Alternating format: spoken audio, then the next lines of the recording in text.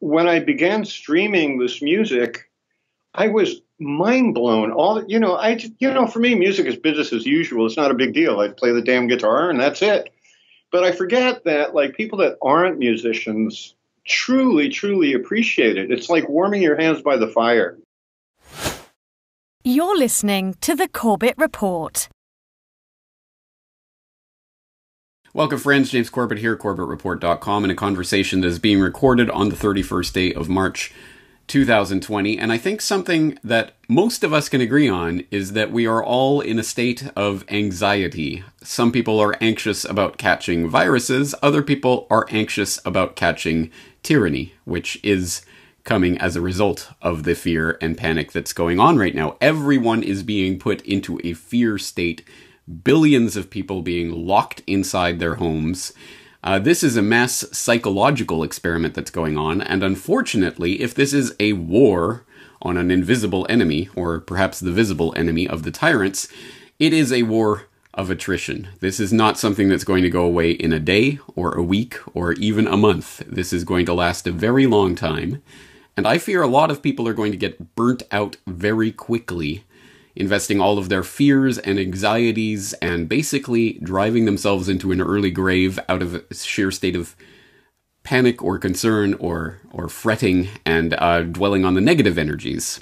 Which is why today I want to concentrate on the flip side of that. What we can do to maintain some sanity and perhaps reconnect with our humanity, which is the only thing that could possibly get us through this. What am I talking about? I'm talking about a new video series that our good friend Vinnie Caggiano, aka Vincognito, is doing right now. He's live streaming it on Facebook, he's posting it to YouTube and other normie platforms where people need some positivity and love and compassion. And that is what Vinnie is doing. As I'm sure you all know by now, because you are avid Corbett Report followers, Vinnie Caggiano is a musician, a music theorist, a composer, a teacher, and someone who, has spent his life immersed in music and is currently my guitar teacher. So any progress I've made in the past 2 years is all thanks to Vinnie, and any defects I have in my playing is all my own fault. But Vinnie, thank you so much for joining us again on the program today.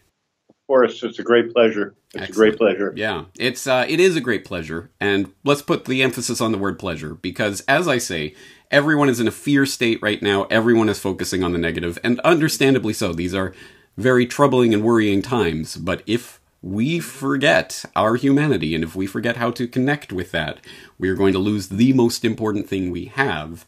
Which is why I want to bring attention to this new video series that you're doing. It's called the Is Contagious live stream Home Concert Covideo Series. And it is essentially a series of performances that you are doing, not out there on the boardwalk, not out there in the sunshine, but of course, like so many other people, self-isolating in your lockdown apartment in California. So let's talk a little bit about why you are doing this. What is the point of what you're doing right now?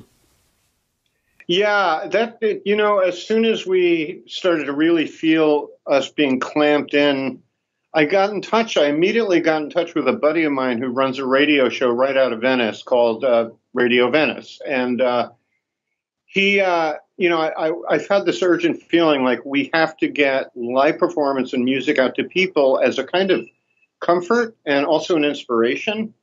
Right after that, he told me, I'm going to add 2 more days to it. And they did a great, great show just the other day. It was wonderful, like all done on Zoom. So everybody was, in their isolated places. Normally they gather there, but, whatever. And then I was inspired to start playing. And, some of this reminds me of, I had an old hippie buddy that kind of bragged that he was one of Timothy Leary's acid guys, right?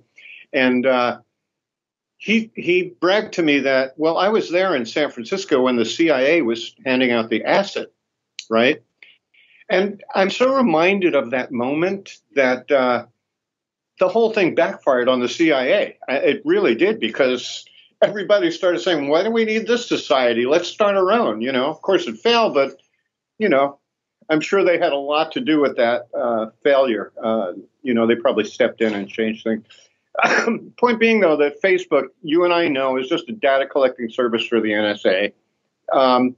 And it seems to me that that is turning around just like the whole acid thing, because the more isolated we've all become, the more like spiritual connection we have to each other.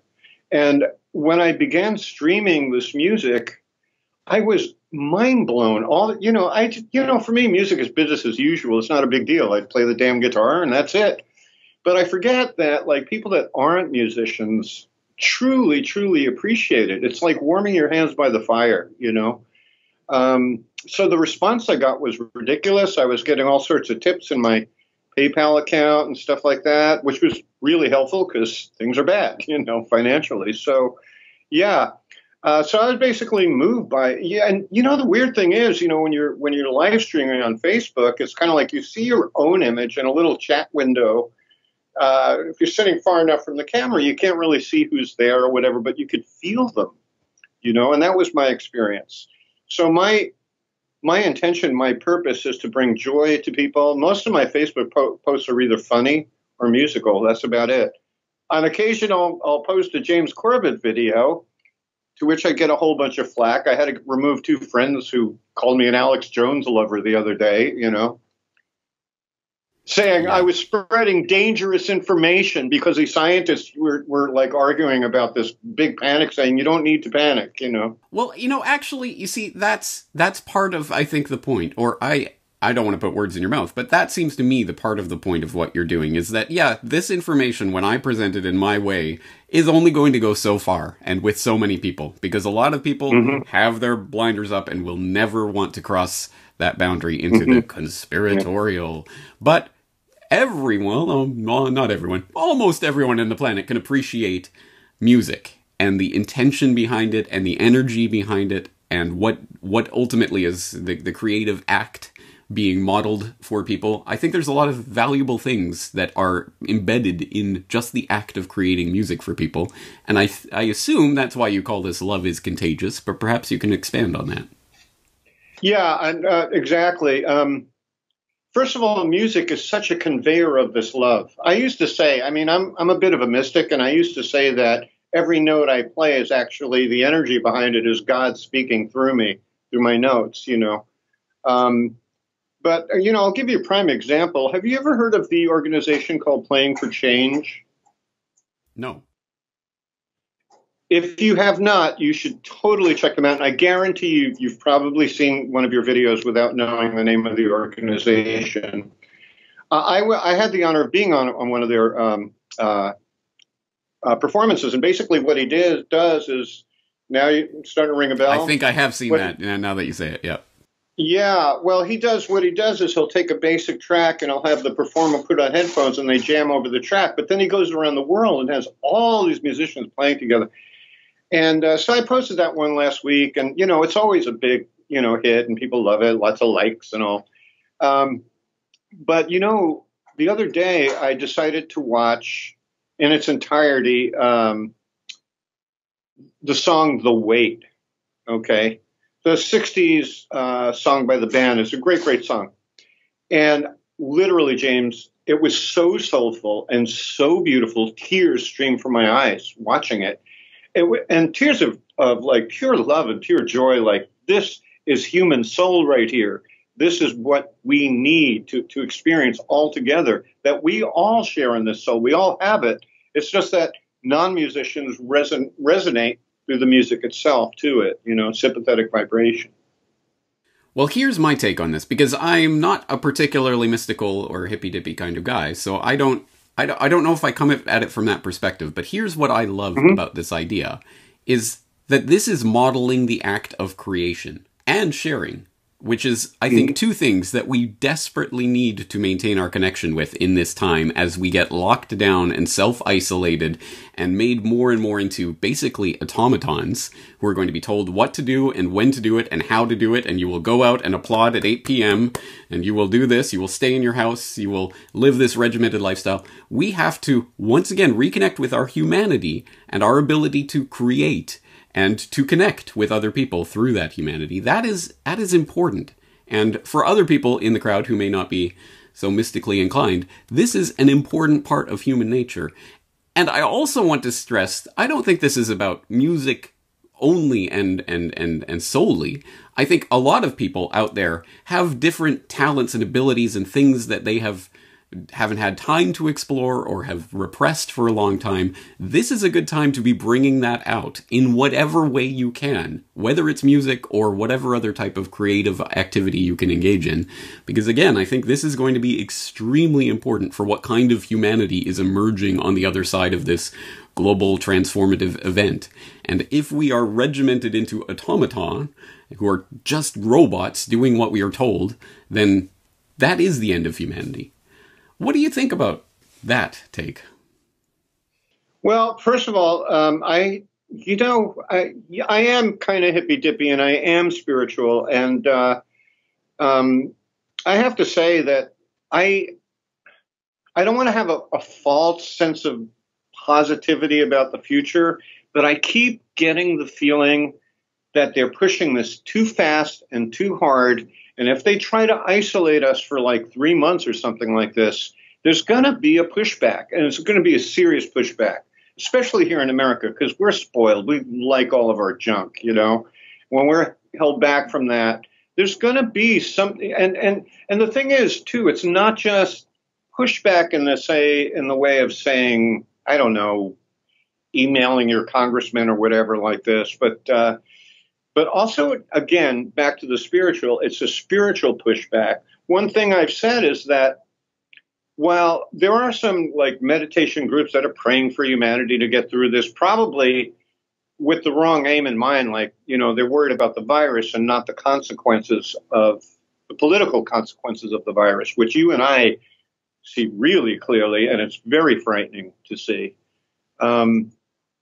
But I believe that deep inside, I have a saying, James, you can't compress the human soul. The more they squeeze in and squeeze in and squeeze in, the thing is going to frickin' explode in the opposite direction. And this is where I think these guys totally lack wisdom. I always say they have no zen, you know. So what I've been thinking is that although there are people like consciously sitting down to pray in groups and stuff like that, I'm saying the prayer already exists and you don't have to do anything. Each one of us deep inside is saying, over with this already. And that energy is going out into the, you know, the ether. And that is my hope. One, that they're making a huge mistake. They're pushing too hard and too fast. And two, that there will be a pushback on some level or the other, you know? Yeah. Very, very insightful observation, actually, because I use the phrase hippy dippy sort of ironically. That's very denigrative language, like, oh, those silly hippy dippy. But I'm not using it in that sense because I'm just describing the way that I experience my reality. And I know other people experience it differently. And I'm glad that there are many different people who have different perceptions. And I think you're right about that. The people who are trying to push this, the powers that shouldn't be, the elitists, are very cold and rational psychopaths, essentially, who are very good at calculating plans and making schemes and rational, you know, doing calculations. But that leaves out the human element that I think things like Love is Contagious reconnects us to. That is that element that doesn't quite factor into their equations and really can be the thing that explodes out in a way they never expect. That really is one of the things that I think could come of this, depending, again, upon what we make of it, which is why, again, I'm glad to see people modeling the act of creation and spreading something other than fear and hatred and dissent and all of these other emotions that are bubbling to the surface right now, which is why I'm glad to see what you're doing and why I hope other people will not just accept this or not just to passively take it in, but also try to do it in their own way. And again, everyone has different things that they're into, but I want to see this more of a phenomenon taking off rather than going out onto the balcony and applauding dutifully. How about people engage in creative work that can actually reach other people in meaningful ways? That's an idea that deserves to be spread. So I'm glad you were attempting to do that. I am going to, of course, link up the Love is Contagious video series that you're doing. And also, we're going to lead out today's conversation. We're going to play one of your songs. I'm leaning towards I Will Survive. What do you think? That was intentional. The one I play with Matt, the sax player? Yeah. Yeah, that was a lot of fun. And there is an example right there. Us local musicians here in Venice immediately, like Matt's a recluse, man. He's a great guy. I love him. He's like a brother. But he's a recluse. He's like me. He just kind of stays to himself. And when he saw my first live stream, he called me up the next day and he said, Vinny, can I come over and do one with you? And I said, dude, awesome. Unfortunately, my laptop, my desktop computer died about a month ago, and now my laptop is showing bad signs. So I can't do the live streams for a while until I get a replacement. Hopefully one with decent video quality. So I must apologize for the video and sound quality. It's what it is. But, the heart and soul is there, and hopefully that shows through. Yeah. So great. Right. Well, then I have 3 calls to action for the Corbett Report audience, because I think we can do something here. Number 1, as you have pointed out before, you don't have streaming abilities on YouTube itself until you get 1,000 subscribers, which you don't have. You know what I found out? What's that? I found out that I can stream as long as it's off of a computer. I can't stream but off not a on the phone. mobile. All right, okay. Yeah. Well, then that goes to my second call for action. If there is anyone in Vinny's area there in Venice, California, or in the surrounding area that would be able to help him acquire the computer that he would need in order to do some streaming, or at any rate, he does guitar lessons by Skype. I can attest. Once again, he is great at that. So if there's anyone out there who would like to do that, we'll put your email, contact information in the show notes for this, so people can get in touch with you and hopefully start learning guitar. Why not? And then the third call for action that I would like to put out there to the Corbett Report audience is I want to see other people modeling their creativity in whatever way that manifests. And so I would love to see the Corbett Report members posting their stuff. I know there are musicians in the Corbett Report community that do post their music sometimes. I'd love to see that. And anything else, spontaneous, creative, from a position of love that people do. Put it in the comments section. You too, James. Kodomo-san, you get it, right? Yeah, that's true. Kodomo-san.com, you're right. And we have a backlog of songs and haven't gotten around to making videos for them yet. So maybe we should just put out the songs. But anyway, exactly right. So that's what I want people to do. Not just take this in, but also manifest it. That's the point of the contagion of love. That it will manifest in other people, and it will create an effect that cannot be calculated by the would-be planners of society. I think it's an important point to keep in mind. I think that's a very important point. I really do. I honestly do. And, I want to say one more thing. As your audience probably knows by now, you and I are tremendous Beatles nerds, and we love the Beatles and all that. I have another saying, if I hadn't said it already, because God knows my memory is so bizarre lately. But I have a saying, limitation breeds creativity. And, there's the old story of John and Paul taking a bus for 10 miles to learn a B7 chord. Now, when you're like tremendously inspired to be a musician and you learn that B7 chord, you travel 10 miles and 10 miles back to get it. What are you going to do? You're going to cash in on the value of that B7 chord. You're going to work really hard. Secondly, they loved American music, and they had to tune in these old-style radios. Radio Hamburg could hardly hear this American music that they play on some, 1 hour of the night or whatever it was. But it's precise the limitations of the recording studios in those days, right? All those limitations made for this incredible flowering of music that they created. And I believe that, again, this is going to happen. Yeah, it's funny because maybe you would know, I don't know, but what I would imagine that periods of economic boom are when artists thrive the most, but now we're going to hit this. Well, I'm not sure. They have said that there's been people who've tried to correlate economic recessions to times of resurgence of rock music back in the day, or darker music, and then periods of economic boom are pop driven. Bubblegum pop. Oh, that's interesting. That's interesting. Yeah. So So if anything good comes out of this, maybe we'll get some real music again instead of the manufactured pop crap. Oh, wait. Whatever kind of music people out there like. That's great.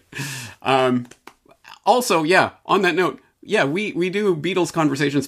People in my audience, I hope you know about this, but if not, head on over to Vinnie's channel, where we have now a series that we're doing about once a month. We are exploring different Beatles songs, and if you happen to be a complete Beatle geek and a complete music theory nerd, boy, have we got a series for you, because we will generally spend an hour talking about a 2-minute song and analyzing it to death. So if that sounds like fun, head on over to his channel. We have another one in the works, but me and Brock are so swamped right now, we haven't gotten it edited yet. But we'll get it out. Well, you know, back in when you first kind of connected with me was Truth Music 2017, was it? That sounds about right, yeah. All right, so back then, you mentioned to your audience, well, I'm addicted to Vinnie's videos. You know, I can't stop watching them, which I loved, you know. But you didn't know that much about music theory back then, and you still found it interesting somehow, you know. I think a lot of people get that way when they see people talking about the structure of how it all came together and that sort of thing. I think they kind of appreciate that. I think so too, and we certainly don't try to dumb it down. So I think that's also a good thing, because I personally dislike when people try to dumb things down and make it too simple. No, I want to hear what really is going on, and maybe I won't get it all, but I'll at least I'll be able to find my way through it. So anyway, it is pretty hardcore, in-depth conversations, but people can check it out. If it's your cup of tea, man, are you going to enjoy that series. and you know, we work well together too. I think it's so. Just talk about that love, the connection through love. Like, we both love the Beatles. The two of us love the Beatles. So what happens? Boom, all this. Because you put your love for the Beatles out on YouTube, I found you, and now we're friends, and you're my teacher, and it's, the world works in mysterious ways. Anyway, I'm glad you're out there modeling this for people, showing that love is contagious. Such an important message right now. There's a lot of doom, there's a lot of gloom, and don't worry, guys, I'll be covering it day in, day out, day after day after day, but we all need a space for positivity, creativity, love. And I can tell you, Vinnie, I am playing your music while I'm busy working and answering emails and doing things. So your music is working its way into my work as well. So that's wonderful. Have you heard my version of Play That Funky Music, White Boy? That's a hoot. I haven't yet. I will. I just uploaded a few today. Yeah. Awesome. Yeah. All right. Well, anyway, we will leave with I Will Survive, an appropriate song, I think, for today. And I hope people will check out your channel and what you're doing. As I say, your contact info will be in the show notes if people are looking for a music teacher, or perhaps to help hook you up with a computer or something. Anyway, we'll leave the conversation there. But Vinnie, thank you so much for doing what you do. And thank you. I think this was a timely podcast. I think it's important.